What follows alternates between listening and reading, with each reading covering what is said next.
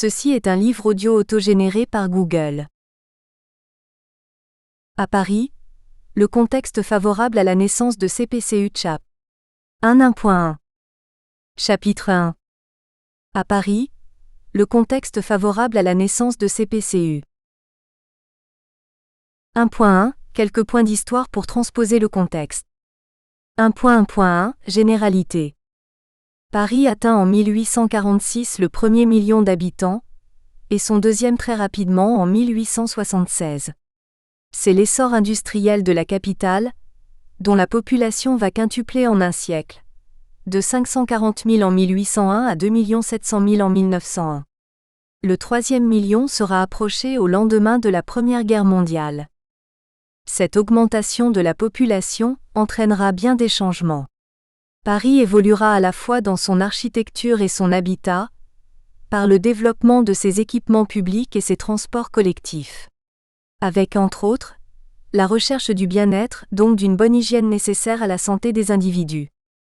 Le 1er janvier 1860, la ville annexe, par application d'une loi initiée par Napoléon III, dont l'œuvre dans les domaines social, culturel et économique fut conséquente, 8 communes de sa proche banlieue en plein essor, passant de l'enceinte des fermiers généraux à l'enceinte de tiers fortifiés.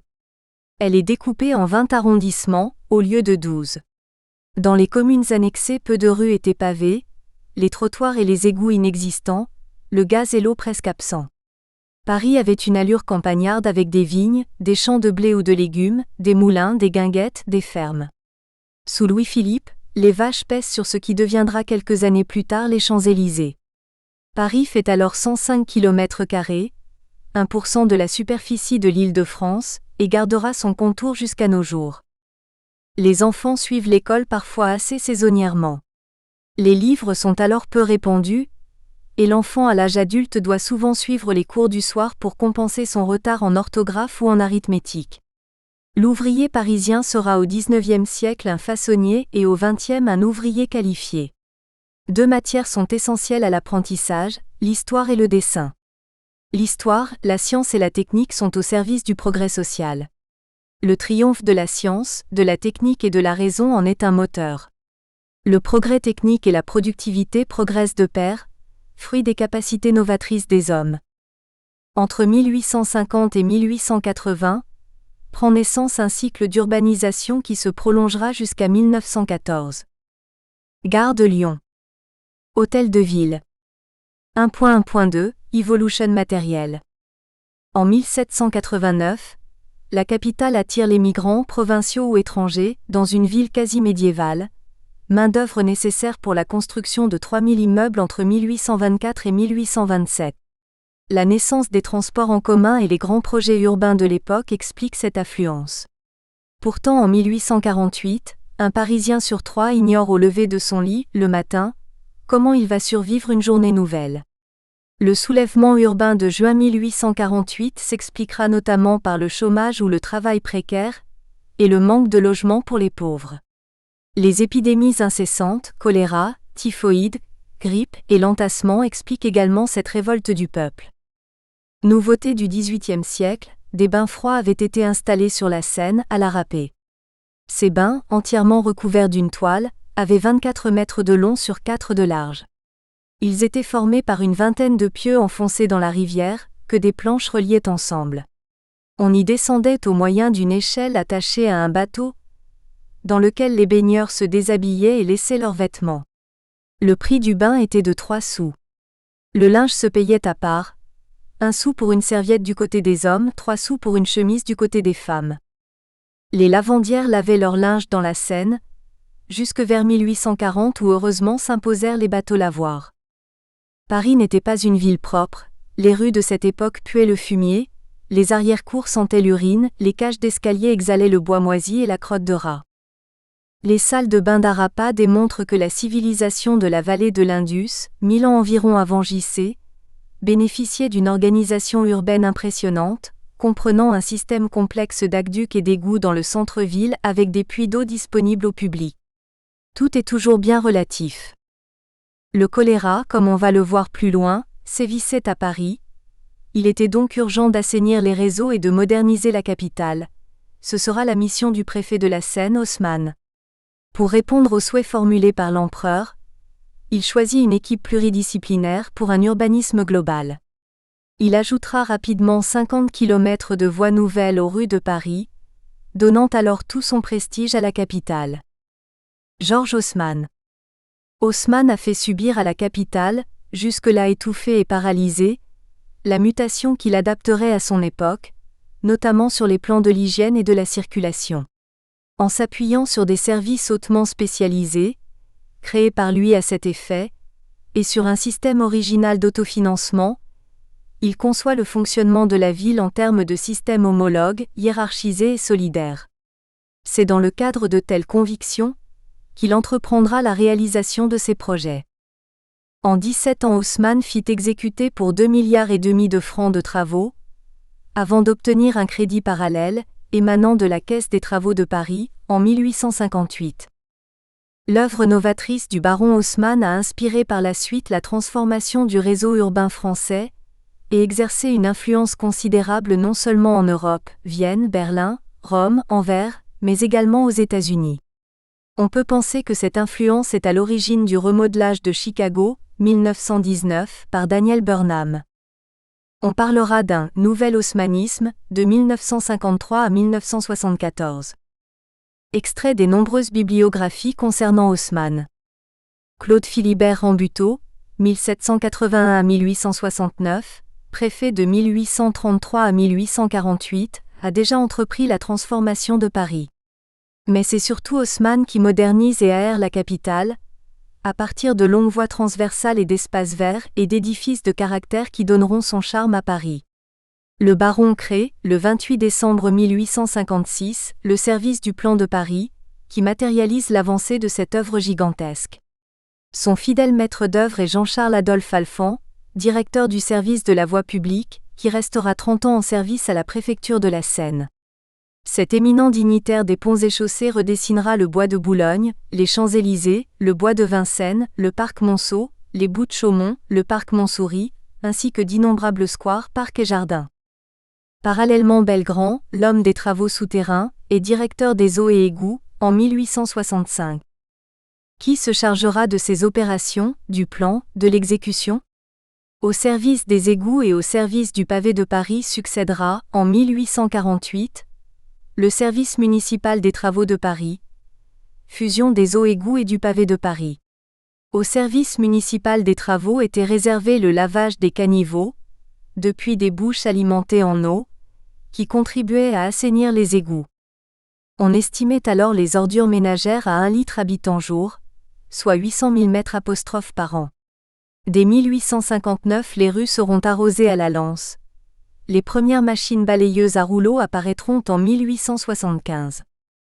Le trottoir est imposé, et se généralise pour atteindre en 1869 1088 km. La rue parisienne était faite de pavés et de trottoirs étroits, éventuellement sans trottoir si la voie était trop étroite, et ce nom accent aigu d'immeubles de quelques étages, aux façades mal alignées, où s'organisaient au rez-de-chaussée les étals des négociants et autres marchands de vin ou débits de boissons, des boulangeries, des épiceries et boucheries. Charrettes à bras ou à chevaux, carrioles et calèches, attelage d'1 à 4 chevaux. Il existait déjà des examinateurs du permis de conduire, caracolés dans ces rues étroites où déjà le caniveau axial, central, se trouvait être remplacé par des caniveaux situés de part et d'autre de la rue pour recevoir et évacuer les eaux pluviales et ménagères. On trouvait sur les trottoirs des plots cylindriques en pierre réduisant souvent la largeur du passage piétonnier, ayant pour objet de préserver les murs des maisons des roues des voitures hippomobiles. On constate toujours cela au détour de quelques anciennes voies du centre de Paris. Certains immeubles dataient encore du XIIIe, 3 rue de Volta et 51 rue de Montmorency et du XVIIe siècle.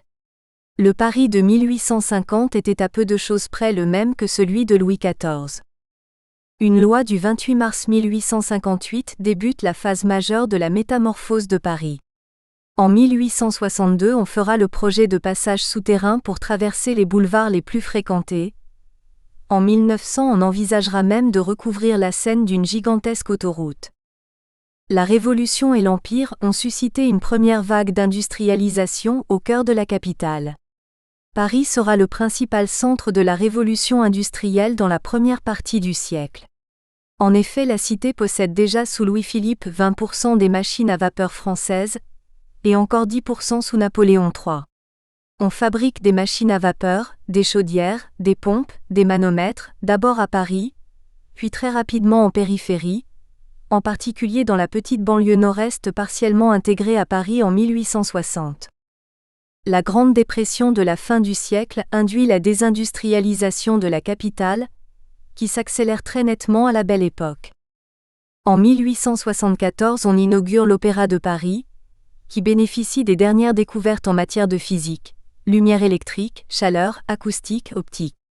Ce n'est cependant qu'en 1937 que ces nombreuses chaudières seront supprimées, grâce au raccordement au réseau CPCU. À cette époque, le chauffage est généralement assuré par un calorifère disposé dans la cave, avec des bouches jusqu'au 2e étage. De manière générale, les médecins sont favorables à des logements ou chambres froids. En France, au début du XXe siècle, la visée régulatrice d'Haussmann se retrouve dans la théorie de la circulation et dans les perspectives novatrices pour l'aménagement de la voirie que propose Eugène Hénard. Fondateur de l'urbanisme souterrain, il poursuit l'œuvre d'Haussmann à Paris. Sous les rues, un réseau d'égouts se développe lentement. 1806 à 1823, 500 mètres par an. C'est à ce moment que sont standardisés les ovoïdes grâce à l'ingénieur Dulot. 1824 à 1831, 1 km par an. 1832 à 1836, le double, plus de 8 km. Sous l'impulsion de Belgrand, l'opération s'accélère, au point qu'entre 1878 et 1890 le réseau augmentera d'un tiers. L'adduction d'eau courante a réhabilité l'hygiène corporelle, du moins dans les classes aisées. Napoléon III œuvre pour faire retrouver le goût de l'eau et du bain aux Parisiens, et le mouvement se poursuit après lui. Dans les années 1832, 1849, 1854, 1865, 1866, 1873 et enfin 1884, de sévères épidémies de choléra touchent les Parisiens. La dernière sera en partie jugulée grâce à la révolution pasteurienne, mais la tuberculose et la syphilis font d'importants dégâts dans la population laborieuse, qui vit alors à Paris dans des conditions déplorables. Sur 100 000 habitants à Paris, en 1887, on compte en moyenne 460 décès attribués à la phtisie pulmonaire, autrement dit, les poitrinaires. Félix Aimant écrit alors dans La Nature: on diminuera la fréquence des maladies par l'assainissement des quartiers, la propreté, l'aération, l'éclairage naturel des habitations, la propreté des personnes, l'usage d'aliments sains, d'une eau pure ou à défaut d'une eau bouillie, en préservant les jeunes enfants du froid et en général des variations brusques de température, sans les accabler sous le nombre des vêtements, en évitant tout excès, en faisant de l'exercice, etc., et en se souvenant du dicton. Gaieté, doux exercice et modeste repas. Voilà 3 médecins qui ne se trompent pas. La typhoïde, en recrudescence au début des années 1880, recule avec l'adduction de l'eau potable. La Société lyonnaise des eaux, SLE, naîtra en 1880. La Générale des eaux l'avait précédée en 1853, et encore avant en 1778, la Compagnie des eaux de Paris. Mais ce n'est qu'en 1893 que s'ouvrira à Bordeaux le premier bain-douche public. Les fontaines, puis les bains publics et l'eau courante, enfin la lessiveuse, permettront d'un réveil de l'hygiène et du confort. 30 000 chiffonniers en 1880 assurent le tri et la valorisation des déchets des ménages. L'hygiéniste préfet poubelle met fin à l'extension de cette profession en 1884 au profit de sa devenue célèbre boîte à ordures, et grâce au ramassage quotidien des déchets. Le 10 juillet 1884, le raccordement des bâtiments parisiens au tout à l'égout devient obligatoire, toujours grâce au préfet poubelle. Il mettra 10 ans à s'imposer. On généralisera les siphons et on limitera les épidémies. En fait, le tout à l'égout a commencé à s'imposer en 1883, suivi par le premier vidage perfectionné pour les toilettes, la chasse d'eau, venue des États-Unis. Le tout à l'égout et la chasse d'eau ont révolutionné l'époque. En 1894, les WC s'équipent de réservoirs de chasse haute. Dans cette période de création apparaîtront aussi la lampe d'Edison en 1883, le bec de gazoair en 1890 avec le chauffage à vapeur basse pression et l'ascenseur à air comprimé. Le radiateur remplace ensuite la colonne, tandis que se généralise le chauffage par thermosiphon, et qu'apparaît le premier ascenseur électrique. Pour revenir à l'année 1890, un nommé Robin a l'idée de fontaines distribuant de l'eau chaude au public, alimentée au gaz. Pour 5 centimes, on se voit délivrer, en 1 minute, 8 litres d'eau à 70 degrés Celsius. Une concession de service est affectée à la Société anonyme des fontaines distributrices d'eau chaude. 80 fontaines délivrèrent de l'eau. Elles étaient le support de panneaux de réclame, qu'on nommera publicité par la suite. Des établissements de bains flottants s'installent sur la Seine, les thermes de la frégate de la ville de Paris, et la piscine de Ligny. Un nouveau gigantisme des bains prend forme, avec salle de sudation de vapeur et de repos, et 200 cabines de déshabillage. Les piscines sont chauffées en hiver, l'introduction de la vapeur est due à Chaptal. Et l'embellissement de la ville se poursuit. Candélabres, fontaines Wallace, kiosques publicitaires éclairés au gaz, urinoirs branchés sur les égouts. Le mobilier urbain est de Davio. À l'époque, on donne, pour l'exploitation des équipements publics, la préférence aux services publics. L'État ne souhaitant pas voir les municipalités accroître leur pouvoir en exploitant directement des services à caractère industriel et commercial, l'on fait le plus souvent appel à la forme de concession de services publics, services reconnus d'intérêt général, hormis pour le nettoiement et le balayage des rues et l'enlèvement des ordures ménagères, restés municipaux, qui emploient du reste, en 1881, 50 000 ouvriers. Les établissements de bains-douches et piscines sont exploités en régie. Les usines de traitement d'ordures ménagères le seront en régie intéressée. L'évolution de Paris, cela a aussi été celle de son sol et de son sous-sol. La connaissance de la capitale ignore souvent ces deux dimensions, et surtout la seconde. Un monde avec ses contraintes d'obstacles et de pentes, un monde invisible ou caché. Le Paris citadin, aérien, connaît bien peu le Paris souterrain. Le sous-sol de Paris est constitué par un banc de calcaire marin grossier, calcaire lutétien, entre la montagne Sainte-Geneviève et la colline de Chaillot, calcaire qui fut exploité dans de nombreuses carrières pour bâtir de très nombreux bâtiments de la capitale. On trouve également à Montmartre et Belleville de la pierre à plâtre. Quelques rues de Paris rappellent les travaux des carriers. La rue des Fours à Chaux et la rue des Chaux-Fourniers dans le 19e arrondissement par exemple. Un exhaussement artificiel a modifié au fil des siècles le relief de notre chère Lutèce. Le sol parisien est situé par endroits 3 à 4 mètres au-dessus du sol antique. Les boutiques de l'époque de Charles V se retrouvent au niveau des caves aujourd'hui. La crypte de Notre-Dame et la conciergerie en témoignent. L'aménagement de Paris, ce fut une véritable conquête du sol et du sous-sol. Forme des voies, chaussées fendues puis bombées, entre 1800 et 1848. Pavage, puis chape bitumée ou asphaltée, pavé de liège en 1935, de granit en 1977 et recouvrement des pavés après 1968. Éclairage des rues, à gaz puis électrique, à partir de 1888. Trottoirs, alignement des façades, plantation d'arbres, 100 000 dans les promenades de Paris, fontaines publiques, couloirs d'autobus et taxis, pistes cyclables. Développement progressif des réseaux hydrauliques. Développement des transports en commun. 1845. Projet de chemin de fer souterrain vers l'intérieur de Paris, 1851 à 1867, chemin de fer de ceinture en aérien. Développement des distributions énergétiques. Par ailleurs, après avoir aménagé la place Dauphine, puis la place des Vosges, puis les places Vendôme et des Victoires, et doté Paris au 18e de la place de la Nation, puis au 19e des places de l'Étoile, de la République et de l'Opéra, Paris se retrouve sans dessus-dessous. La surface, le sol et les voies publiques ne révèlent qu'exceptionnellement les tréfonds. Carrières souterraines et fontis, tunnels, parkings, passages et traversées, souterrains, constructions particulières aménageant le sous-salle, Forum des Halles et Grand Louvre.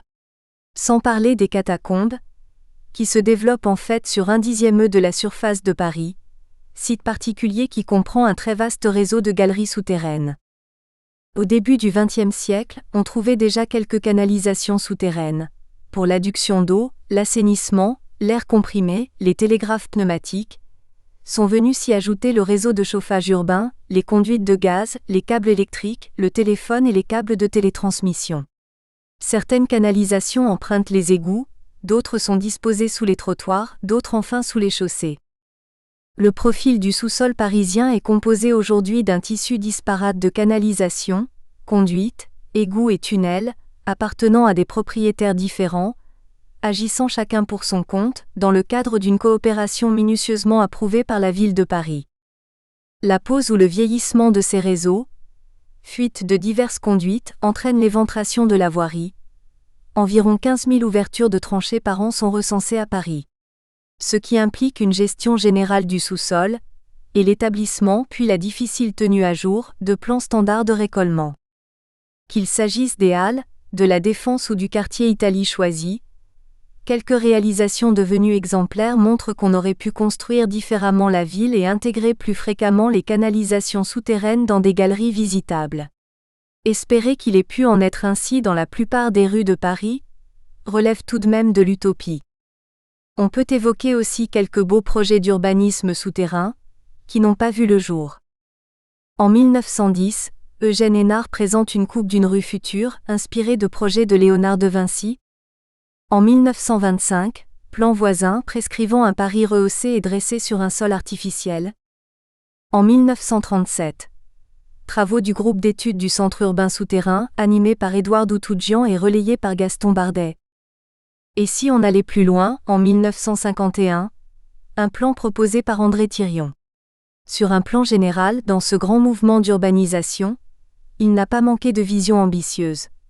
On a rencontré au fil des pages le préfet Rambuteau qui, il y a plus d'un siècle, promit de l'eau et de l'ombre aux Parisiens. L'urbaniste Haussmann, qui leur amena de l'espace, puis l'hygiéniste préfet Poubelle, la propreté. Vision dont la plupart se sont heurtés aux terrifiants pépins de la réalité. Le sous-sol parisien est un sous-sol chargé où chacun trouve sa place, place déterminée par la voirie. D'après Pierre Dufaux, les volumes occupés sont les suivants, en millions de M3. Cave plus parking souterrain plus centres commerciaux, 47.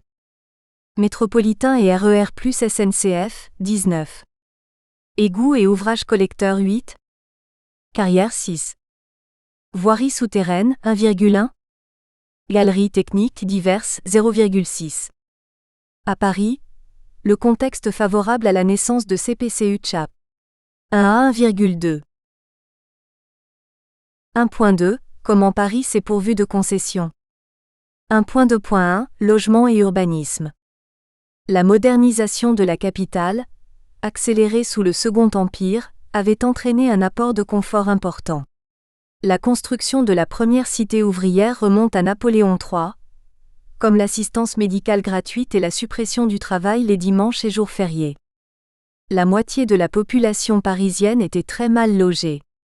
La Commune de Paris décrète un moratoire sur les loyers en mars 1871. En 1883, loi sur l'insalubrité et première crise du logement. En février 1890, création de la Société française des habitations à bon marché. La cité ouvrière est une première réponse sensée à la crise du logement. Le 10 juillet 1894, la loi impose aux propriétaires d'immeubles parisiens l'installation du tout à l'égout.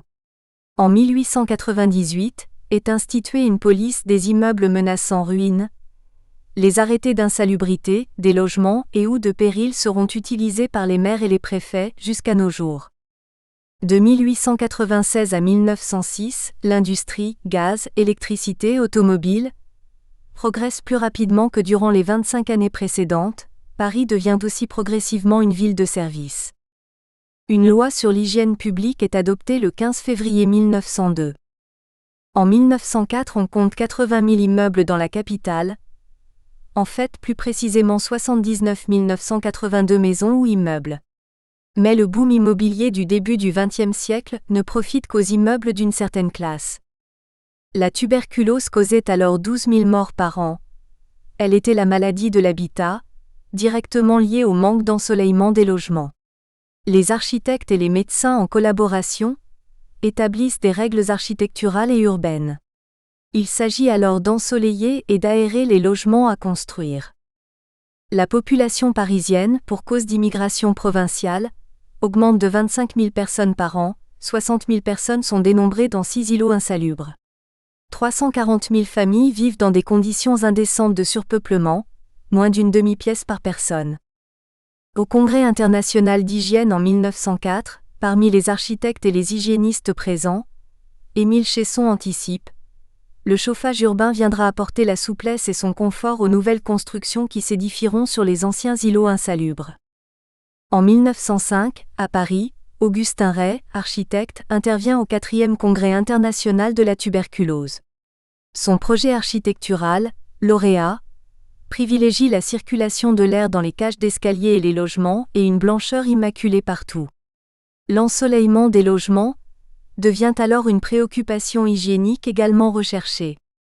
Les projets de bon sens d'Eugène Hénard, architecte voyer de la ville de Paris, et de Louis Bonnier, entre 1910 et 1924, voudront développer la ville, en occupant les anciens boulevards militaires, les terrains des fortifications appartenant toujours à l'État, par une ceinture d'habitations et de jardins quelque peu utopique. Les terrains non édificandi de l'espace libéré des fortifications, que l'on appelait la zone, étaient occupés par des sans-logis dans des baraquements de fortune, que l'on trouvera partiellement encore après la guerre. De nombreux chiffonniers vivaient là, on surnommait cette population les zoniers. De 1918 à 1928, 13 000 logements sociaux sont édifiés. Le 13 juillet 1928, la loi Loucheur est alors ministre du Travail, engage l'État à financer sur 5 ans 260 000 habitations à loyer moyen. Pour Paris, 18 000 immeubles habitations à bon marché HBM, avec salle d'eau et bac à douche, sont prévus et 20 000 immeubles à loyer moyen, ILM, comprenant eau, gaz, électricité, salle de bain et WC. La moitié de ce programme sera réalisée. Le confort moderne des ILM exclut néanmoins les ascenseurs et les escaliers de service. À cette époque, l'innovation architecturale est réservée aux logements des plus pauvres. En 1920, le nombre des îlots insalubres est passé à 17, dans l'est de Paris, soit 4 290 immeubles, contenant 186 594 occupants. Il en restera encore 16 en 1938. Finalement, la Régie immobilière de la ville de Paris, RIVP, collabore avec les services d'architecture de la ville et sera le promoteur d'ILM, immeubles à loyer moyen. À cet effet, elle livre en 1926 des immeubles de logement bourgeois d'une à 6 pièces, avec eau, gaz, électricité, WC, salle de bain et chauffage central. De surcroît, ces logements étaient livrés avec escalier de service, chambre de bonne et ascenseur. On trouvait souvent de la brique en façade. À partir de 1925, l'ossature en béton fait de la brique un matériau de remplissage. Avant 1936, chaque pièce d'habitation devait comporter un conduit de fumée. 1 500 000 conduits de cheminée étaient recensés à Paris et 150 000 conduits industriels. Les deux grands opérateurs de la ville pour la construction d'ILM sont alors la RIVP, puis la Société anonyme de gestion immobilière, SAGI. Nouveau partenaire de la ville de Paris, la SAGI, reliée à la banque Rothschild et au banquier Marcel Blum, devait construire en 3 ans 20 000 logements, 10 000 logements HBM pour les habitants de la zone, les zoniers. Elle devait en loger 5 à 6%, et 10 000 logements de luxe ILM comprenant des garages souterrains sous L', égide de son principal architecte, ingénieur, Louis Ecli, souvent reconduit par cet organisme pour ses opérations de construction. Après un scandale et une crise de confiance, on interrompit la construction des logements sociaux en 1935. En 1947, Jean-François Gravier produit un ouvrage qui obtient un certain retentissement, dont le titre est Le désert français. Paris compte 10 000 immeubles en 1946 et 1 million de logements. Sur les 100 000 logements envisagés par le préfet de la Seine, 60 000 sont à prévoir à Paris. En fait, il sera construit 1 200 logements entre 1947 et 1953. En 1954, l'abbé Pierre lancera un cri d'alarme retentissant. Dans le cadre de la loi Lafay, Bernard Lafay, 1903 à 1977, est aussi président du conseil municipal de Paris, et démarré un vaste programme de grands ensembles et de résorption des bidonvilles. Paris aura connu, de 1950 à 1970, des transformations de la même importance qu'à l'époque d'Eugène Haussmann. 1.2.2 L'eau potable. C'est à partir de 1782 qu'apparaît le premier service public et commercial de distribution de l'eau à domicile, exploité par les frères Perrier. Ils associaient des pompes à vapeur pour élever l'eau de Seine et des canalisations en métal, tuyaux en fonte soudée pour desservir les domiciles. Ces pompes fournissaient respectivement 4100 et 1300 mètres cubes d'eau par jour. Mais les besoins en eau des Parisiens ne cessent de croître. Par arrêté consulaire du 6 prairial en 25 mai 1803, et décret organique du 4 septembre 1807, le service des eaux qui comportait les eaux de Paris, adduction de Belleville et du Pré-Saint-Gervais et les eaux du Roi, adduction de Rungis, pompe hydraulique et pompe à vapeur, devient entièrement municipal. Napoléon Ier décide en 1805 d'amener à Paris une partie des eaux de l'Ourcq, affluent de la Marne, par un canal. Celui-ci est achevé en 1822. Il en résulte un apport considérable de 100 000 mètres cubes d'eau par jour pour le service des eaux, permettant ainsi à la ville de Paris de disposer pour son alimentation de 800 000 mètres cubes d'eau par jour. En fait, la distribution de l'eau dans Paris est partie d'une étude géologique audacieuse et du creusement d'un puits artésien à Grenelle, le doyen des grands forages de la région parisienne, occasion qu'a su saisir François Arago, alors maire de Paris, et au demeurant savant républicain, à qui l'on doit entre autres l'élaboration de la loi du 5 juillet 1844 sur les brevets d'invention, l'aménagement de la coupole de l'Observatoire de Paris, l'instauration du suffrage universel. Il avait prévu un emploi très spécial de l'eau, extraite à 26,5 degrés Celsius pour le chauffage des serres, des piscines et des hôpitaux. Première application du chauffage central à la distribution d'eau chaude et même du chauffage urbain. Mais il ne rencontra pas le succès escompté. Le débit de l'eau et sa température ne permirent pas de mettre en œuvre ce projet. Celui-ci fut repris en 1841 par Ricord, qui voulut aménager des canaux chargés de conduire au loin les eaux du puits.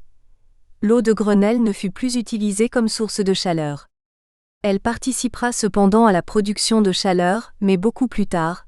C'est l'eau du forage qu'utilise à l'origine, comme eau d'appoint, la chaufferie construite à Grenelle par la CPCU en 1954 à 55. Les réseaux d'adduction d'eau jusqu'aux fontaines publiques existaient depuis l'Antiquité romaine. Au XIXe siècle, Paris équipe ses fontaines publiques de filtres, ce sont les fontaines filtrantes. L'adduction à domicile, liée au développement des concessions de distribution d'eau, met fin au système des fontaines publiques et des porteurs d'eau.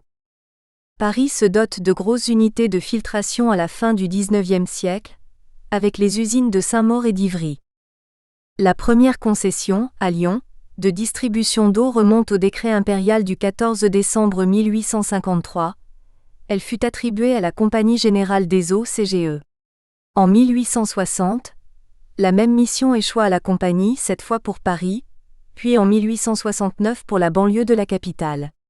La Lyonnaise, autre concessionnaire de distribution d'eau, n'a été créée qu'en 1880 par le Crédit Lyonnais. À cette époque, l'eau était réservée aux particuliers riches qui s'offraient des fontaines à la maison, et à ceux pouvant bénéficier d'une alimentation d'eau pour leur palais ou hôtel particulier. L'eau courante viendra plus tard. On privilégie à cette époque les fontaines publiques et les porteurs d'eau. En 1853, il y avait deux réseaux, l'un gratuit pour les usages municipaux d'eau brute et l'alimentation des chasses d'eau des toilettes, à l'étage, et l'autre payant pour les particuliers qui souhaitaient avoir l'eau à l'étage. Ces réseaux étaient entretenus par la ville, tandis que la Compagnie Générale des Eaux n'assurait que la facturation. Pasteur découvre l'existence des microbes en 1881. On lui doit cette phrase « Nous buvons 90% de nos maladies ». Dès 1929, un schéma d'assainissement général du département de la Seine, échelonné sur 50 ans, est en œuvre, il est déclaré d'utilité publique en 1935. L'ère de l'épuration industrielle a commencé. 1.2.3 Les transports en commun. 1.2.3.1 La genèse. Le chemin de fer d'intérêt local serait né, dit-on, d'une initiative française.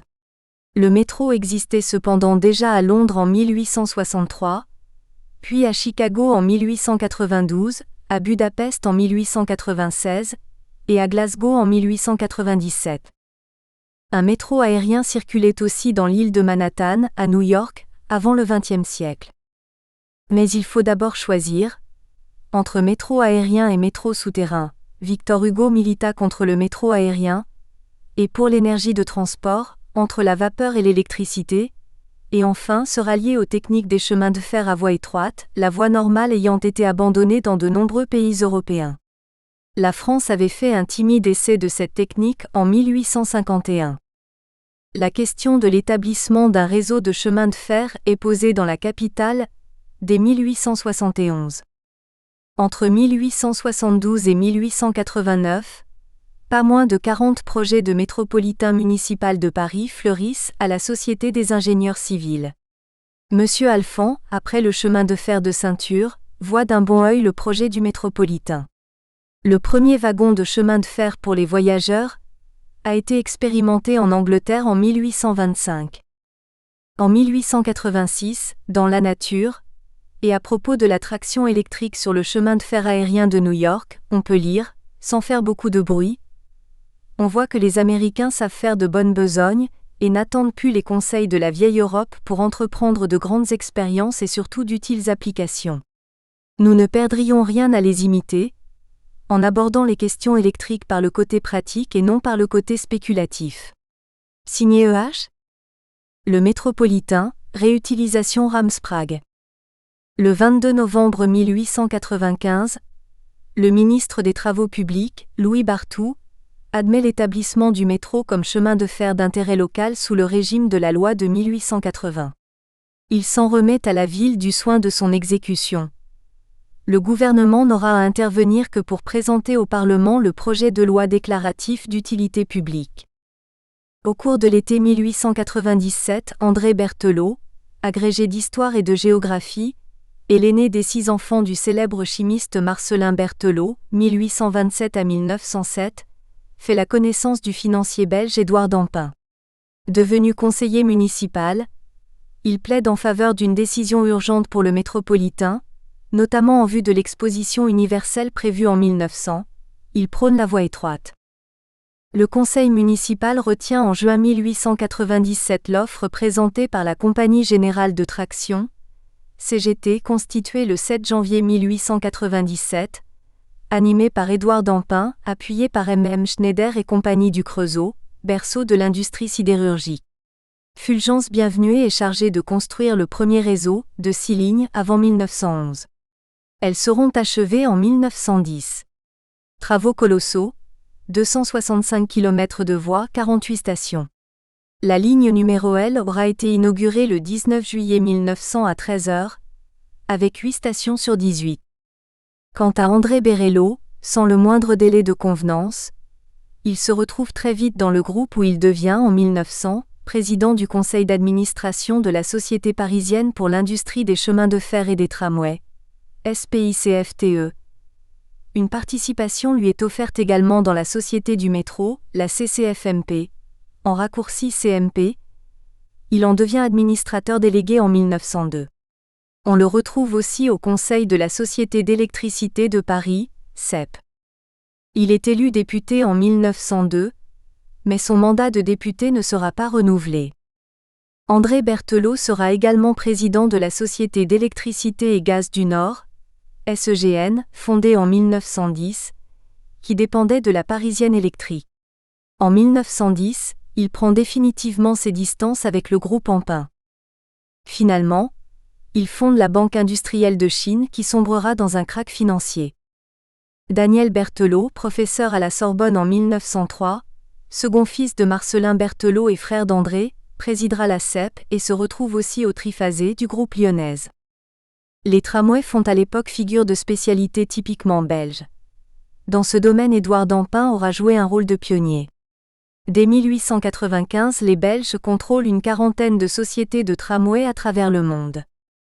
Le choix du producteur d'électricité pour faire fonctionner le métro était l'objet d'une bataille que menaient les sociétés d'approvisionnement d'électricité, en se répartissant âprement le marché parisien. Le principe du métropolitain d'utilité publique et d'intérêt local est accepté de tous et la Compagnie du métropolitain de Paris, CMP, dans le cadre d'une convention du 27 janvier 1898, va exploiter pour une durée de 35 ans le réseau concédé. Une loi du 30 mars 1898 déclarera d'utilité publique le réseau à traction électrique, pour les 6 lignes. Coût pour un réseau de 65 km en 1901 sur 300 millions de francs or. Le capital de la CMP est détenu par la Compagnie Générale de Traction CGT, par la Compagnie Belge des Chemins de Fer Réunis, par la SPICFTE, dite la Parisienne électrique, créée en 1900, soit 3 sociétés belges du groupe Ampin, et par des banquiers, la maison Bénard et Jarislowsky, personnalités auxquelles il sera fait appel pour diriger la nouvelle compagnie. Adrien Bénard sera président du conseil d'administration entre 1900 et 1912. 1.2.4 Le gaz. 1.2.4.1 Avant 1900. Le gaz d'éclairage est découvert en 1609 par le chimiste flamand Van Helmont qui le baptise Ghost, esprit fantôme.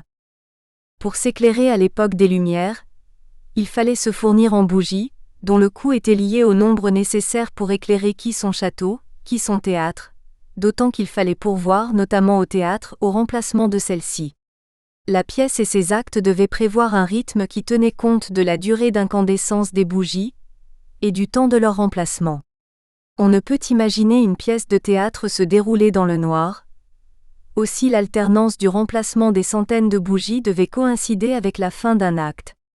Molière devait alors tenir compte tant des alexandrins que de la durée de changement et d'allumage des nouvelles bougies, pour construire sa pièce.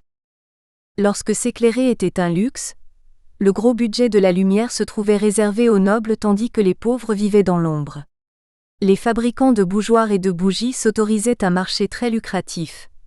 Encore fallait-il trouver les matières premières, cire d'abeille, en quantité suffisante. Quant à l'éclairage public, sa première apparition semble avoir eu lieu en 1318, quand une lanterne fut installée à la porte du tribunal du Châtelet. Comment éclairait-on Paris au XVIIe siècle ? De l'éclairage décentralisé, brasier, torches, lampes à huile, chandelles, on passe progressivement à l'éclairage public.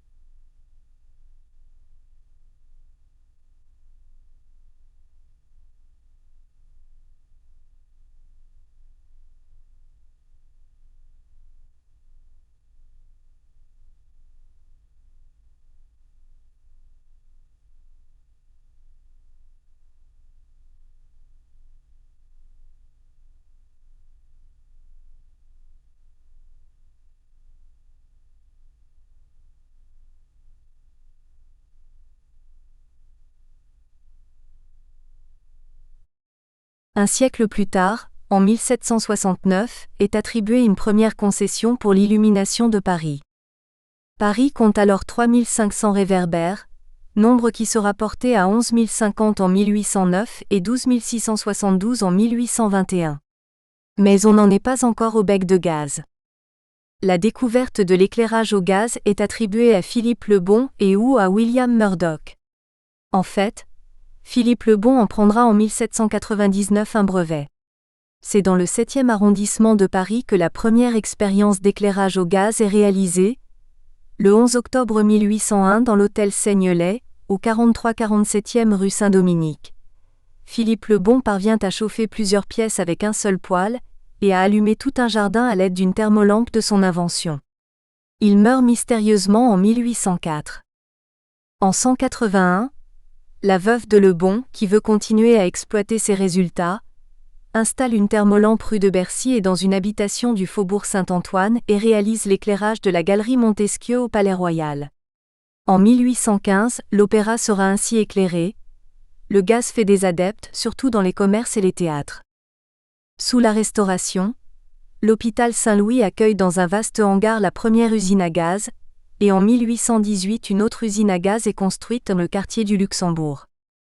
Commence alors le développement du gaz de houille. Les premiers becs de gaz font leur apparition en 1816, avec l'illumination du passage des panoramas. En 1819, essai d'éclairage place de la Concorde. La rue de la Paix sera éclairée au gaz en 1829, les grands boulevards en 1837. Les fastueux lampadaires de la place de la Concorde sont créés sous Louis-Philippe. On voit apparaître les becs à flammes en 1837, puis les foyers rayonnants en 1846, le benzène, la cuisine au gaz et même le moteur à gaz. En 1842, pour ce qui est de la production, 9 compagnies exploitent des usines à gaz dans Paris, elles seront réduites à 6. Quant à la distribution, en 1846 paraît le premier traité liant la ville de Paris et l'industrie de l'éclairage et du chauffage par le gaz. Droit exclusif d'établir et de conserver des tuyaux d'alimentation et droit de se servir du sous-sol de la voie publique pour poser des canalisations. Une compagnie du gaz obtient un monopole en 1847. En 1852, on compte 13 733 becs de gaz à Paris. Le 25 décembre 1855, fondation de la Compagnie parisienne d'éclairage et de chauffage par le gaz, CPECG, qui réunit les compagnies du gaz, dont le Gaz de Paris créé en 1818, en une seule, et bénéficie d'une concession pure et simple, confiée par décret du 25 juillet 1855 à MM. Émile et Isaac Pereire, pour 50 ans à compter du 1er janvier 1856. À partir de 1855, le préfet Haussmann et Napoléon III développent l'éclairage au gaz et alignent les réverbères dans les rues de Paris. L'éclairage au gaz a précédé le chauffage au gaz. En fait, le chauffage au gaz engendrait de la peur chez les gaziers de l'époque. Ils n'avaient pas l'habitude de fournir du gaz de jour comme de nuit. Dans un mémoire interne du 30 avril 1857, un actionnaire prédisait une future ruine de l'industrie gazière, par l'irrégularité de la consommation, l'obligation d'installer des gazomètres fabuleux et d'engager une mauvaise concurrence au co. En 1859, le monopole de l'éclairage public et privé est concédé pour 50 ans à la Compagnie parisienne de l'éclairage et du chauffage par le gaz, qui s'installera au 65 rue de Turbigo en 1872. Après l'intégration des communes situées derrière l'enceinte des fermiers généraux, un traité du 25 janvier 1861 engage le processus de fusion des compagnies des zones annexées. En 1865, en exploitation des brevets d'Urcourt, une société du gaz général de Paris située à Issy-les-Moulineaux vend un service particulier, le gaz portatif. Celui-ci est transporté par des charrettes à cheval sur le lieu de consommation, puis emmagasiné au lieu d'utilisation pour le gaz d'éclairage. Un traité du 7 novembre 1870 précise le droit du concessionnaire. Le monopole de la distribution collective de gaz par canalisation sous voie publique appartient à la commune, propriétaire du domaine public communal. Elle concède son monopole à un tiers pour maintenir la salubrité, la propreté, la sécurité et la tranquillité, considérant aussi que ce n'est pas l'intérêt du concessionnaire qui est à la base du monopole, mais que c'est une faveur qui lui est accordée, voire un privilège qui lui est octroyé. La compagnie du gaz est responsable des asphyxies ou des explosions occasionnées par la négligence de ses agents qui, prévenus d'une fuite de gaz, ne se seraient pas rendus immédiatement sur les lieux pour obstruer cette fuite de branchement. Le monopole s'arrête à la fourniture, la pose et l'entretien des réseaux et des ouvrages, du tuyau d'embranchement et du robinet extérieur à l'immeuble de chacun des clients raccordés. Un tarif maximum du prix du gaz est prévu. Cela servira de base aux futures concessions parisiennes. En 1870, la cuisine et le chauffage au gaz piétinent. À la fin de l'Empire, un Parisien sur 5 s'éclaire au gaz à domicile. Le 8 août 1877 voit la création de la Compagnie d'éclairage et de chauffage par le gaz de la banlieue de Paris, CEGBP, résultat de la fusion de 6 compagnies qui fournissaient le gaz à Paris depuis plus de 30 ans. Paris, avec la multiplication des colonnes montantes, compte 233 000 abonnés au réseau du gaz. La consommation de la capitale représente la moitié de la consommation nationale. L'on reste néanmoins frappé par la fréquence à l'époque, des incendies et des explosions de gaz, par manque de maîtrise des nouvelles techniques, tant du côté des installateurs et usagers que des fournisseurs. Le 27 mai 1887, le gaz provoque un incendie à l'Opéra-Comique, responsable d'une centaine de morts. Comme on le verra plus loin, Un essai d'éclairage électrique permanent est réalisé le 30 mai 1878, mais le coût de l'éclairage électrique est 4 fois plus élevé que celui de l'éclairage au gaz et l'expérience prend fin en 1882. C'est à cette époque que naît la Société lyonnaise des eaux et de l'éclairage, SLEE pour la banlieue parisienne, dont la vocation est l'amélioration des conditions de vie, eau et gaz à tous les étages. C'est également l'époque où un Autrichien, Karl Auer, met au point un manchon qui devient incandescent sous l'action de la flamme provenant du gaz. L'éclairage au gaz fera désormais plus encore recette pour les compagnies gazières. Entre 1886 et 1890 paraît le Journal des usines à gaz, organe de la Société technique de l'industrie du gaz, STIG. En 1890, en présence de M. Alphand, directeur des travaux de Paris, on tente de rechercher de nouveaux procédés de production de gaz d'éclairage, en exécution de l'article 48 du traité intervenu le 7 février 1870 entre la ville de Paris et la CPECG. But : un gaz d'éclairage à bas prix et à grand pouvoir éclairant. À cette époque, la fabrication du gaz se fait par distillation de goudron, puis de houille grasse à longue flamme dans des cornues horizontales en terre réfractaire. Les usines en activité sont La Villette, en service en 1856. Clichy, mise en service en 1880. Le Landy, mise en service en 1889. En 1891, la capitale est illuminée par 53 000 réverbères. Pour les allumer, les éteindre et les nettoyer, des escouades parcourent la ville. Chaque employé a en charge 70 lanternes, qui s'allument en 40 minutes.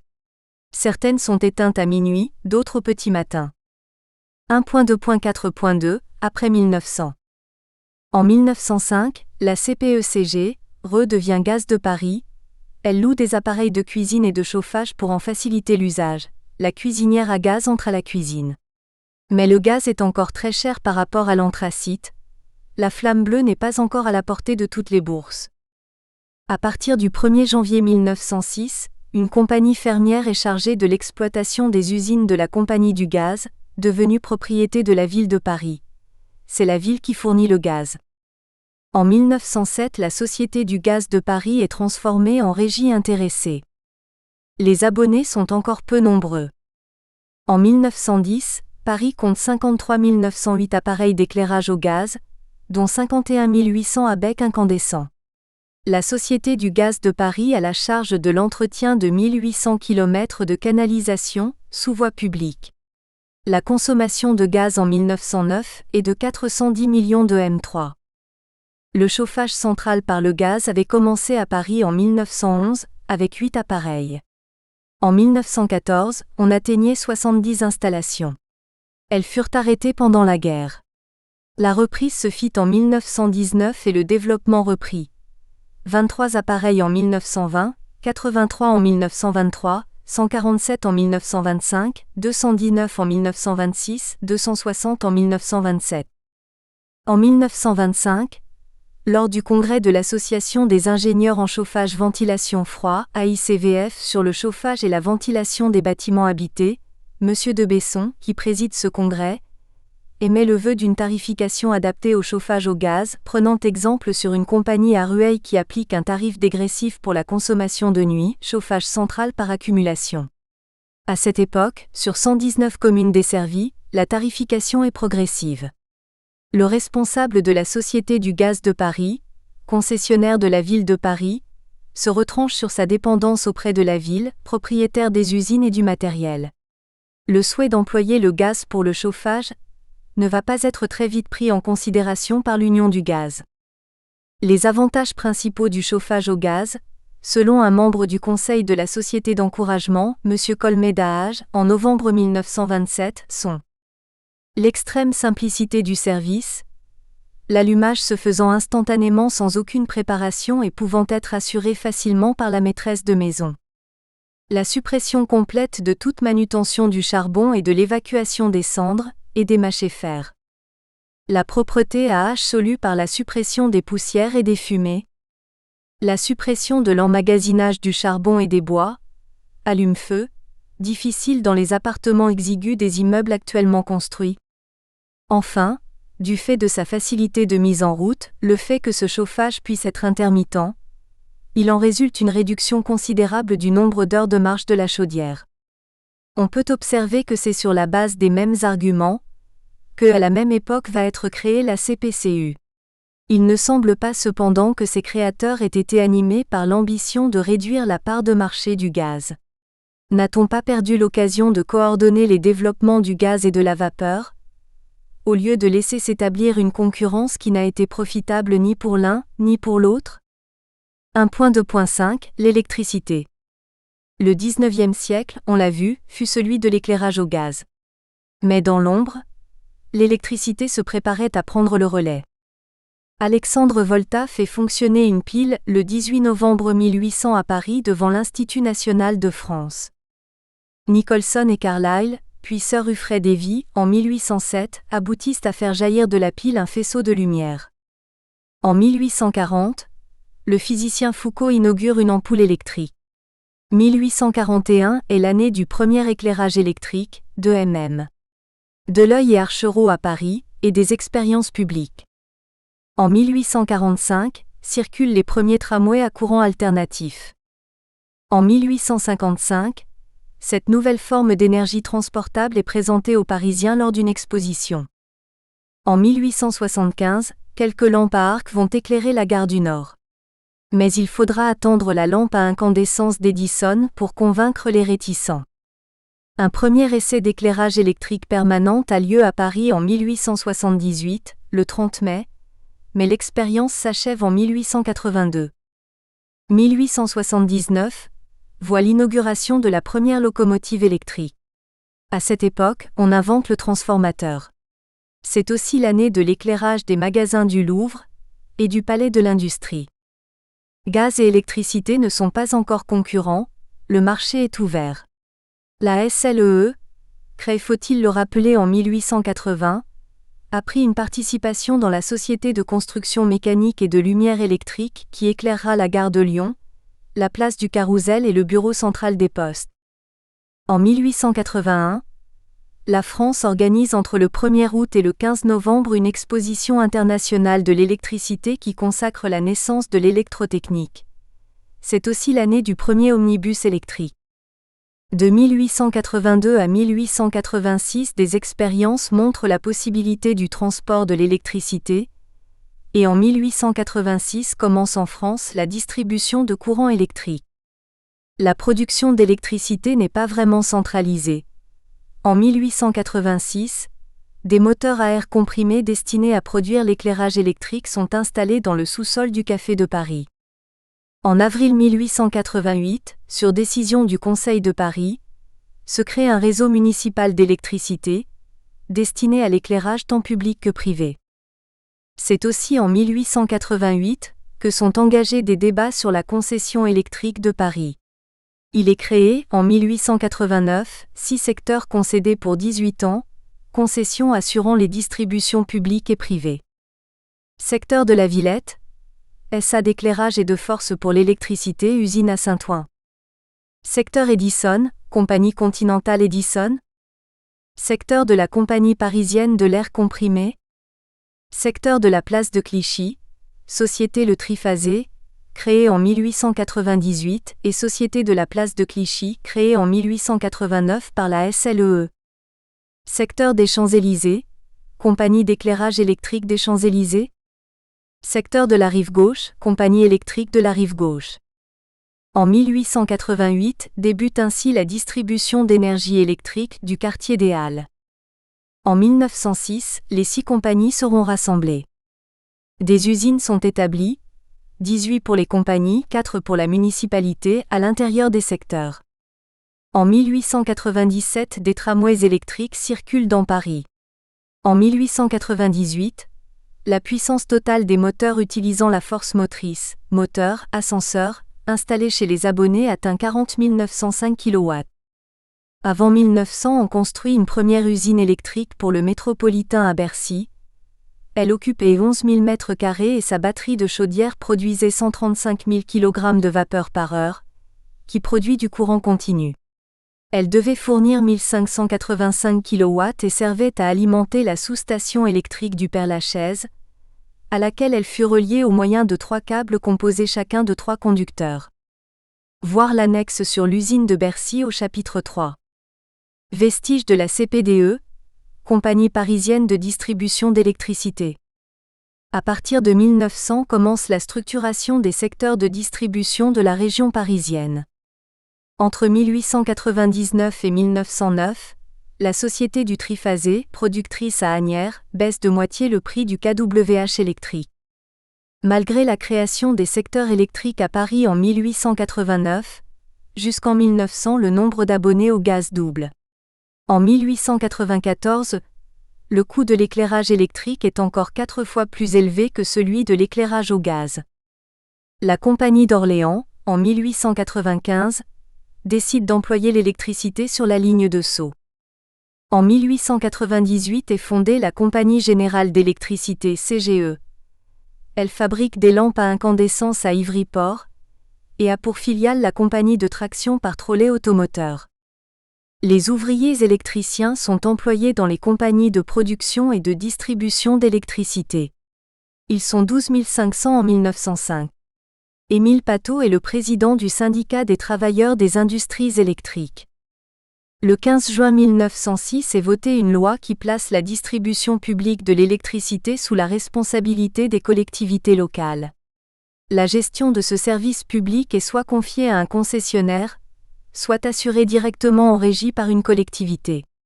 Dans tous les cas, il appartient aux élus d'assurer le contrôle de la bonne exécution du service public. Le contrat de concession. Tous les contrats de concession fixent les objectifs de gestion du service public, les objectifs de résultat qui s'imposent aux concessionnaires, les moyens de contrôle par l'autorité concédante. S'agissant de la distribution d'électricité, le contrat comprend des clauses essentielles pour les abonnés, portant notamment sur la qualité de l'électricité distribuée, tension, fréquence, coupure, et du service rendu, raccordement au réseau, compteur, conditions de paiement, conseil d'utilisation. Il traite aujourd'hui de sujets d'intérêt général, comme la dissimulation des lignes électriques inesthétiques, la production locale d'électricité, l'utilisation des énergies renouvelables, ou encore la coordination des travaux qui permet de limiter la gêne des riverains. L'année 1907 voit la création de la Compagnie parisienne de distribution d'électricité, CPDE, société que l'on confondra parfois, après la nationalisation, avec le Centre de distribution de Paris Électricité, CDPE. Pendant la guerre, en 1916, forte pénurie de charbon. Les centrales électriques sont arrêtées. De 1913 à 1920, le prix du charbon est multiplié par 7,5. Le rendement de production s'améliore. Il fallait 3 kg de charbon pour fournir un kWh en 1913 contre 800 g en 1927. En 1919 est créée, par Albert Petsch, l'Union d'électricité UDE, afin de regrouper et de centraliser les moyens de production. La production d'électricité passe d'un GWh en 1919 à 2 en 1923. La centrale de Bercy est alors la seule implantée dans Paris. Les autres centrales sont reportées en banlieue. Certains commencent à envisager un projet de prélèvement de vapeur sur les centrales de la périphérie, qui ne se trouvent pas à une distance supérieure à 6,5 km du centre de la ville. À Paris en 1923, 50% de l'électricité produite est utilisée à des fins industrielles. En 1925, le groupe Ampin, après Bercy bientôt obsolète, fait édifier à Ivry une nouvelle centrale par l'une de ses filiales, la Société d'électricité de la Seine C. Le chauffage électrique, une vieille histoire. En 1920, Ch. Boileau, ingénieur conseil, lauréat de l'Institut, ancien directeur de société d'électricité, fait paraître chez Duno le chauffage électrique. Il préconise une politique du chauffage électrique, vers l'emploi intensif de l'énergie électrique pour tous usages. Le tout électrique est déjà dans l'air du temps. Son ouvrage est préfacé par E. Herriot, maire de Lyon, député du Rhône. En 1949, chez le même éditeur, Ch. Boileau publie Chauffage et rafraîchissement des habitations. À propos d'utilisation alternée de la chaleur et du froid, il propose des solutions, avec la nécessité d'un appareillage simple et peu coûteux. Dans la seconde partie de son ouvrage, il aborde la production combinée de chaleur et de froid, notamment les machines frigorifiques à vapeur d'eau par absorption sous vide, entretenues par pompe ou éjecteur, principe de Carrier aux USA. 1.2.6 Dans un autre registre, les déchets ménagers et leur incinération. Le traitement des déchets urbains a aussi une très longue histoire. Pour commencer, un décret du 6 juin 1790 instaure un service municipal en charge du transport des boues et des immondices. C'est en 1874 qu'est testé en Grande-Bretagne le premier incinérateur, au niveau municipal, à Nottingham. Ensuite, des expériences diverses aboutissent, à partir de 1894, à une croissance importante. En France, ce serait en 1893, après l'arrêté parisien de 1884 imposant la poubelle. Lyon avait précédé Paris dans la mise en place de récipients pour collecter les déchets qui étaient remisés dans les immeubles, que le premier incinérateur aurait fonctionné. Comme on l'a dit, 30 000 chiffonniers, en 1880, assuraient le tri et la valorisation des déchets des ménages, et le préfet poubelle mit fin à l'extension de cette profession en 1884, obligeant les concierges à se lever à 6 heures du matin pour déposer les boîtes à ordures devant les portes cochères d'accès aux immeubles. La ville éclairait et nettoyait jusqu'ici la capitale. À la fin du XIXe siècle, elle devient de plus responsable du ramassage des ordures ménagères. Il s'agit de gérer les déchets dans une perspective de salubrité publique. Arrosage et balayage ont une large place à cette époque. Mais la gestion des déchets ne faisant pas l'objet d'une réglementation nationale, chaque commune s'organisait comme elle l'entendait. Paris montrait la voie et disposait de centres de traitement de déchets particulièrement performants, à Saint-Ouen notamment. En 1889, la ville de Paris crée une organisation du traitement des ordures ménagères et fait construire une première usine de broyage à Saint-Ouen. Elle confie, par soumission, à la Société des engrais complets, SEC, la réception et le traitement des ordures de 2 arrondissements de Paris. Les premiers essais ayant été jugés satisfaisants, la ville confie à la SEC, en 1896, la construction de 3 nouvelles usines, Saint-Ouen à nouveau, Romainville et Issy-les-Moulineaux, 3 usines construites sur le même modèle avec des charpentes métalliques qui proviendront de la démolition de l'Exposition universelle de 1900. De leur côté, ancêtres du compost, les gadous parisiennes sont écoulées auprès des maraîchers de la région. Mais la clientèle paysanne devient insuffisante et l'on songe à brûler l'excédent, comme le font les Britanniques, avec production de vapeur. Un essai est tenté dans une usine du 15e arrondissement, Javel, mais sans succès. La ville décide cependant d'entreprendre de nouvelles tentatives d'incinération. À cette époque, on évoque déjà la combinaison de la destruction des ordures et de la production d'électricité. Les 2 seuls modes de traitement des ordures ménagères qui donnent toute satisfaction au point de vue de l'hygiène sont l'incinération et la réduction. Livache, 1902. Agronomes et hygiénistes ont déjà, depuis quelques années, entamé une brûlante polémique sur la question de l'incinération des ordures. Les émules de Pasteur remportent la victoire et dès 1906, le principe de l'incinération est adopté. Les usines de Saint-Ouen, Issy-les-Moulineaux et Romainville sont alors équipées de fours, puis de générateurs pour récupérer la chaleur produite et la transformer en électricité.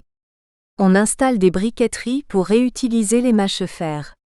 Une 4e usine est construite à Ivry en 1910. 2 sociétés concessionnaires exploitent ces différentes usines. En 1922, la ville de Paris, qui s'apprête 2 ans plus tard à organiser les 7e Jeux olympiques, décide la réorganisation générale de l'exploitation et un programme d'agrandissement des usines. Celles-ci sont confiées à un seul régisseur, la Société de traitement industriel des résidus urbains TIRU. C'est le début du véritable traitement industriel des ordures ménagères. 2 nouvelles usines sont reconstruites, à Issy-les-Moulineaux en 1927 et à Ivry en 1930. Les usines de Romainville et de Saint-Ouen sont modernisées. Les ateliers de criblage et les briqueteries sont agrandis et perfectionnés, ainsi que les équipements de production d'électricité. L'énergie produite alimente les usines d'assainissement de la ville de Paris, et la vapeur est vendue aux industriels riverains. Pour le personnel et ses conditions de travail, le règlement est analogue à celui du personnel municipal. 1.2.7 Services complémentaires. 1.2.7.1 Transmission. C'est pour permettre la gestion en sécurité des convois que la première ligne de télégraphe électrique est apparue, en 1837, en Angleterre, le long de la ligne de chemin de fer de la gare londonienne de Euston à Paddington. Et la première ligne de télégraphe électrique installée ensuite en France fut posée le long de la ligne du chemin de fer Paris-Rouen en 1845, ligne très largement construite avec le concours de capitaux, de techniciens et même de milliers d'ouvriers anglais. Les exigences de la sécurité des convois ont conduit à la mise au point, dès 1870, d'une autre application de l'électricité comme vecteur d'information, le block system, c'est-à-dire les feux clignotants et colorés de voie. Et lorsqu'est apparue la possibilité d'électrifier la traction ferroviaire, possibilité illustrée en 1881 par le tramway électrique de Werner Siemens présenté à Paris, on s'est acheminé vers la réunion autour d'une même structure technique des trois types fondamentaux de réseau, de transport, d'information et d'énergie. Il n'est pas nécessaire d'insister sur le fait que l'ouverture au public du réseau télégraphique électrique, effective en France dès 1851, contrairement au télégraphe Chappe qui avait été réservé à l'usage exclusif du gouvernement, fut le facteur technique le plus décisif pour la formation d'un marché mondial, cette donnée si essentielle de l'évolution économique contemporaine en permettant à terme, dès 1870, unification de la formation des prix des matières premières et des cours des monnaies et des valeurs mobilières à l'échelle de la planète. Le rôle des télécommunications n'a pas attendu le XXIe siècle pour devenir essentiel dans l'évolution non seulement économique, mais aussi générale, en ne tardant pas à imprimer jusqu'à la vie internationale un nouveau rythme, comme l'a illustré la fameuse affaire de la dépêche d'M à L', origine de la guerre franco-prussienne de 1870 à 1871. L'électricité s'est ainsi immiscée dans la civilisation technique comme vecteur d'information, bien avant de s'y introduire comme vecteur d'énergie, dans l'ordre des échanges économiques, et c'est ce qui a fait que l'électricité s'est imposée comme le plus important réseau structurant au XXe siècle. Révolution ? Non, cependant. Les conquêtes de l'électricité auront été extrêmement progressives et n'auront en rien présenté pendant longtemps le rythme d'enfer d'une révolution.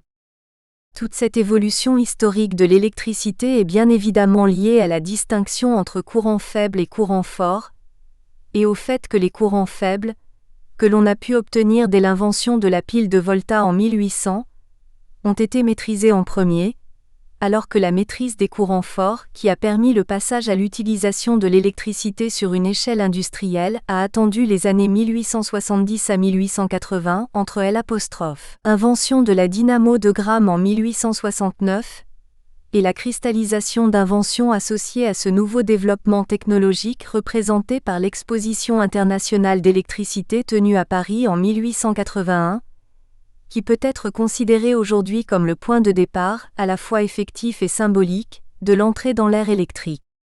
L'électricité est donc très tôt apparue, non pas aux marges de la civilisation technique moderne, pour des applications qui ne seraient guère allées plus loin que la physique amusante du XVIIIe siècle, mais au contraire sur des points nodaux de régulation du système technique. Aussi bien sans elle, avec l'instantanéité qu'elle apportait, l'essor du chemin de fer en aurait été très certainement freiné. 1.2.7.2 Autre réseau. L'électricité ne s'est d'ailleurs pas imposée d'emblée, mais a commencé par cohabiter avec des systèmes préélectriques de transport de force, qui étaient l'exacte préfiguration de la notion de réseau de transport d'énergie. Réseau mécanique avec les câbles dits télédynamiques de Hirn, mis au point en 1853, qui permettait de transmettre des milliers de chevaux de puissance à des centaines de mètres, voire des kilomètres, à partir d'un moteur primaire fonctionnant déjà comme station centrale. Réseau par fluide comprimé liquide ou gazeux, parvenu à un stade opérationnel avant les réseaux électriques de transport de force. Réseau de distribution de force motrice par l'eau sous pression mis en service à Genève en 1886, qui permettait en particulier la mécanisation de centaines d'ateliers d'horlogers. Réseau alors le plus étendu du monde, de distribution de force motrice par L'. Air comprimé mis en place à Paris de 1884 à 1889, après une première expérience à grande échelle concluante à Vienne en Autriche, qui a comporté jusqu'à 80 LCM de canalisation principale à travers la capitale. Ces réseaux préélectriques de transport de force pouvaient fonctionner aussi, pour de faibles puissances, en réseau d'information et de télécommunication. Réseau postal pneumatique mis en place à Paris en 1870, à l'exemple du réseau londonien, qui a été supprimé à Paris seulement en 1984. Il avait à l'origine visé à pallier la difficulté, du point de vue de l'enchevêtrement des lignes, d'établir un réseau télégraphique entre les bureaux de poste parisiens. Fonction la plus importante du réseau de distribution d'air comprimé à Paris en 1890. La distribution de l'heure, ce qui relève bien de la sphère de l'information, au moyen de milliers d'horloges pneumatiques. On retrouve ces événements dans l'histoire de la SUDAC. La SUDAC. 1881, premier contrat de concession avec la ville de Paris pour l'alimentation des horloges municipales, confié à la Compagnie Générale des Horloges et Forces Pneumatiques, puis en 1892 à la Compagnie Parisienne d'Air Comprimé, CPAC, qui passera dans le groupe Lyonnaise.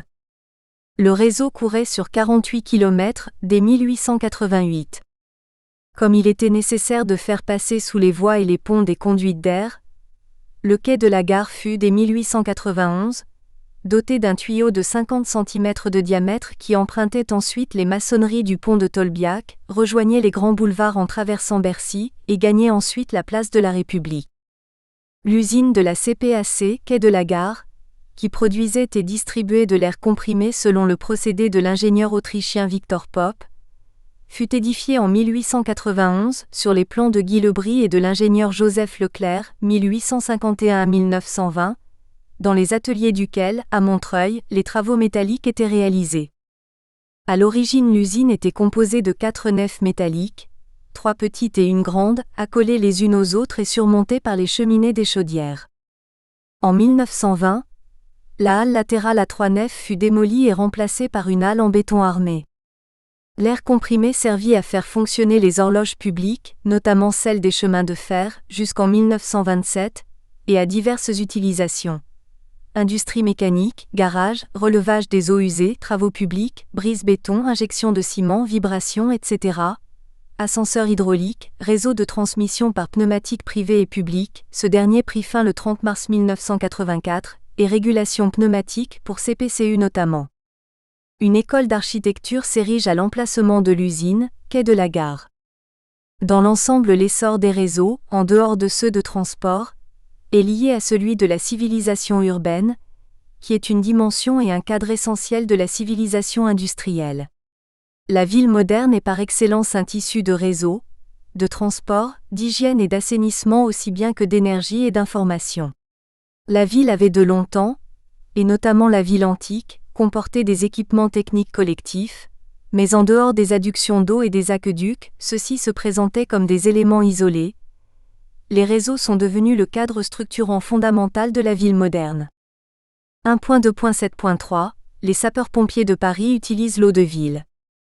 Le 1er juillet 1810, le prince de Schwarzenberg organise une soirée à l'ambassade d'Autriche pour honorer le récent mariage de l'empereur Napoléon Laie. Vers 23h, un terrible incendie éclate. L'insuffisance du système de sécurité est mise en évidence dans le procès-verbal dressé à la suite de ce drame. Une dizaine de morts est à déplorer.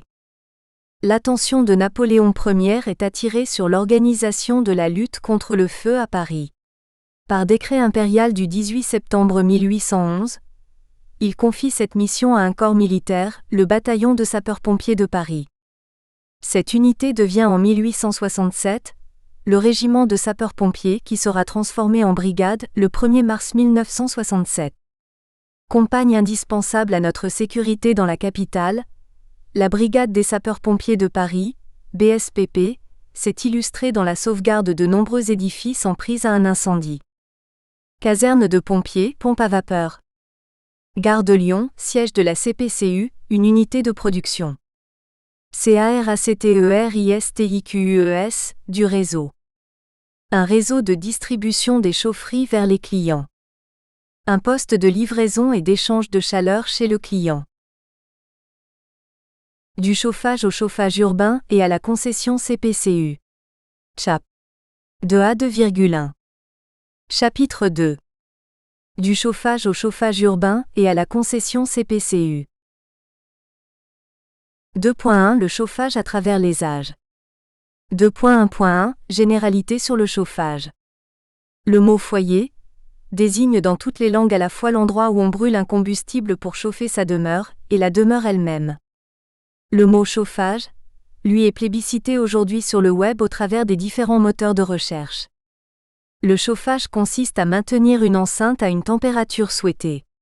L'enceinte est plongée dans un environnement extérieur dont la température est variable. L'ambiance climatique prend en compte les paramètres du confort humain, température, humidité, circulation de l'air et sa pureté, et l'on tente de contrôler l'air ambiant du local. Le génie climatique et le traitement des ambiances, conditionnement d'air, offrent les moyens de satisfaire les besoins de confort recherchés pour le travail, comme pour la vie privée, voire le maintien de conditions idoines pour les objets stockés. Chaque ménage français dépense en moyenne annuellement 1 500 € pour se chauffer. La chaleur nécessaire au chauffage est fournie par différentes énergies et différents modes de chauffage, allant de la combustion de composés solides, liquides ou gazeux, à la transformation directe ou indirecte d'énergie électrique, chauffage électrique, ou encore d'énergie naturelle, énergie solaire, géothermique, en chaleur. Le procédé de chauffage domestique peut être soit direct. Dans ce cas, les sources de chaleur transmettent la chaleur surtout par rayonnement, une cheminée ou un poêle. Soit indirect. Dans ce cas, la distribution de la chaleur à partir de radiateurs ou de convecteurs se réalise à l'aide d'un fluide caloporteur, vapeur, eau ou air, presque uniquement par convection. À l'écoute des besoins de confort climatique, quelques 13 000 entreprises nationales œuvrent dans le génie climatique. 2.1.2 Un peu d'histoire. L'histoire, la seule discipline à enseigner à l'école. A dit Philippe Mérieux. L'âge des cavernes et de la guerre du feu terminé, les besoins de chaleur se font sentir autrement, les progrès seront très lents mais néanmoins constants.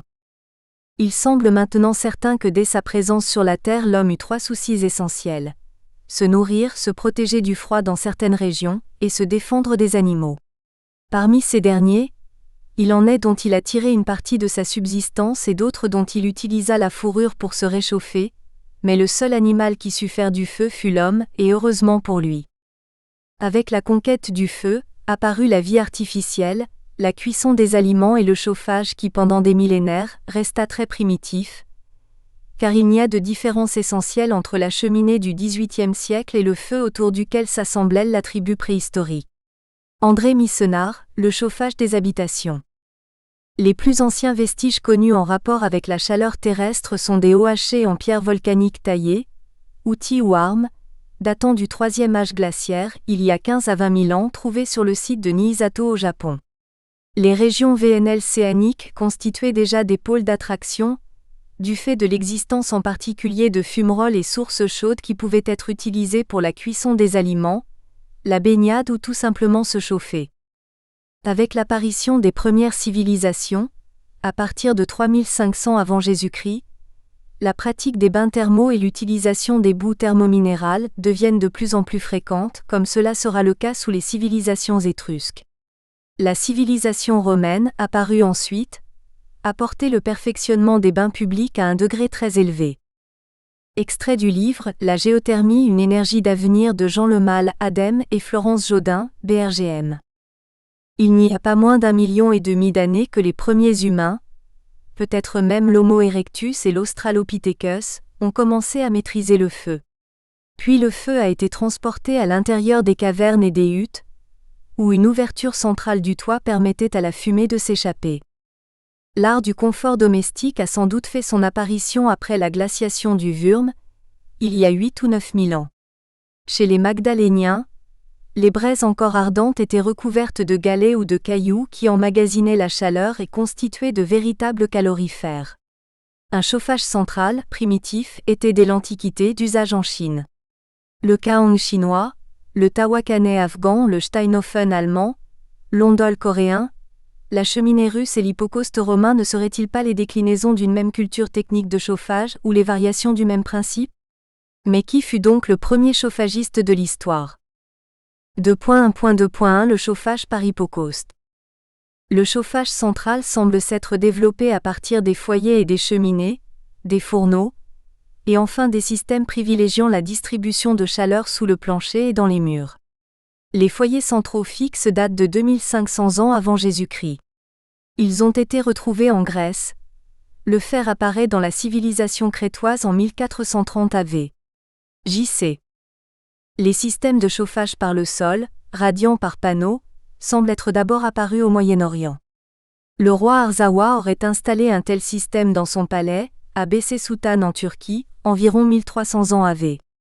JC. Puis des découvertes similaires au Tibet et au nord de la Chine témoignent de l'existence lointaine de chauffage intégré au sol pour les salles de bain, sous les lits et ensuite pour les bâtiments entiers. Au 1er siècle AP. JC. Le calorifère à air chaud est mentionné par l'écrivain Sénèque. On peut noter la ressemblance frappante entre le chauffage par hypocauste des Romains et le chauffage par ondole, par le sol, toujours en usage en Corée. Il s'agissait de faire circuler la chaleur dans un soubassement, et de communiquer la chaleur aux pavés et mosaïques qui couvraient le sol. Quel système précéda l'autre, entre les Coréens et les Grecs? On pense que les Coréens sont des descendants de tribus mongoles, qui ont pénétré dans la péninsule pendant le Néolithique, puis à l'âge du bronze. N'ont-ils pas profité de l'expérience des Chinois? N'ont-ils pas également acquis une certaine antériorité, par rapport aux Grecs et aux Romains? VCH. Joly, dans son Histoire du chauffage, 1860, attribuait l'art du chauffage aux Chinois. Ceux-ci auraient utilisé du charbon de terre, mine à faible profondeur, dans le nord de leur empire plusieurs milliers d'années AV. JC. En 1873, il écrit encore « Le bain romain n'est autre chose que le bain chinois des classes riches, qui de temps immémorial avaient des hypocaustes placés à l'intérieur. Kaang, les plus anciens calorifères ondole. Cela n'enlève pas aux Grecs et aux Romains leur qualité d'inventeurs.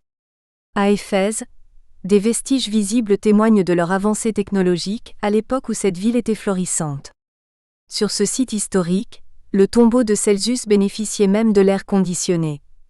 L'air était maintenu dans le caveau autour de 16 degrés Celsius, hiver comme été, grâce à une ventilation efficace entre les parois, et il en est ainsi depuis des siècles. Sidoine Apollinaire a même montré d'une manière très précise comment on faisait circuler dans des tuyaux de la vapeur dans toutes les pièces du castel de Paulinus Leontius. Canalisation antique à Pompéi. Pilette d'hypocauste. Chez les Romains, mais pas seulement. Monsieur Kleinrebourg, en 1961, dans un article sur les hypocaustes, publié par la revue de l'installateur citant lui-même Fournier, précise « Vers le même temps de pauvres moines, vivant dans un pays barbare, s'étaient avisés de construire de véritables calorifères à vapeur. Avec l'eau des sources bouillantes du Groenland, ils avaient fait pour le chauffage ce que les Chinois faisaient pour l'éclairage avec leur gaz naturel. Ils emprisonnaient dans des conduits la vapeur brûlante et la faisaient circuler à travers les cellules de leur cloître. Les mécaniciens d'Alexandrie seront restés eux aussi dans l'histoire. Au 1er siècle AV. JC, un grec, Héron d'Alexandrie inaugure les premières expériences d'utilisation de la vapeur, pneumatica, et élabore une complète théorie sur les gaz. C'est le précurseur du tachymètre, de la propulsion à réaction et de la vapeur avec l'éolipile. Le chauffage central à thermosiphon, utilisant de la vapeur ou de l'air chaud, date peut-être aussi des Romains. Ils avaient emprunté aux Grecs l'usage de la salle de bain. Il fallait de l'eau chaude pour les baignoires et les piscines et de la vapeur pour les étuves, outre la chaleur pour le chauffage des locaux. Ce sont bien eux, en tout cas, qui ont mis en œuvre la technologie de l'hypocauste environ 80 ans AV. JC, avec un premier système conçu par C. Sergius Orata. Ces systèmes ont d'abord chauffé seulement le plancher, puis des murs, et ensuite certains furent conçus tels que des systèmes de chauffage à air chaud, l'air chaud s'extirpant par des ouvertures dans le plancher. G. Mazeran et Amous sont écrits dans 10 promenades à Paris, page 7.